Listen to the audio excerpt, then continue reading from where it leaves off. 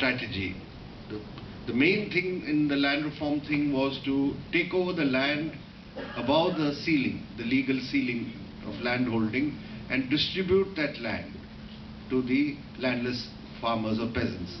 That was the main thrust of the land reform.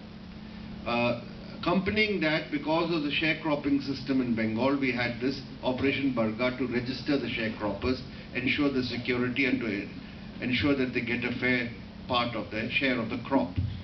You will find that generally the Maoists are not growing in those areas, you see, in West Bengal.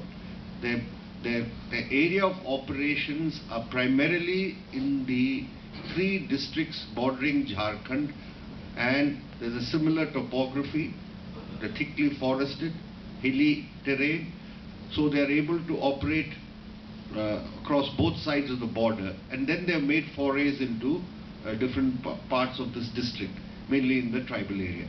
So there was, yes, there was land reforms in the tribal areas also, but the agrarian conditions and relations in the tribal areas is slightly different from the other parts of West Bengal. So in the other parts of West Bengal still, that's what I said, the mass of the peasantry, the farmers, they are not being mobilized in West Bengal by the Maoists, or they don't get any support. At the most, they are able to carry out some hit and run affairs in some of the other districts where they build up some shelters and have a few of their cadres or activists. But it's not a phenomenon that is there all over Bengal. As far as what can be done next, there are very limited steps in the area of land reforms that can be done in West Bengal now.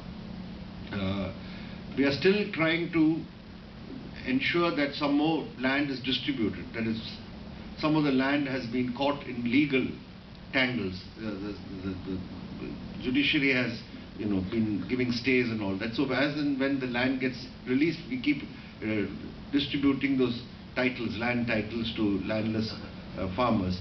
But in the context of the Maoists, I think that if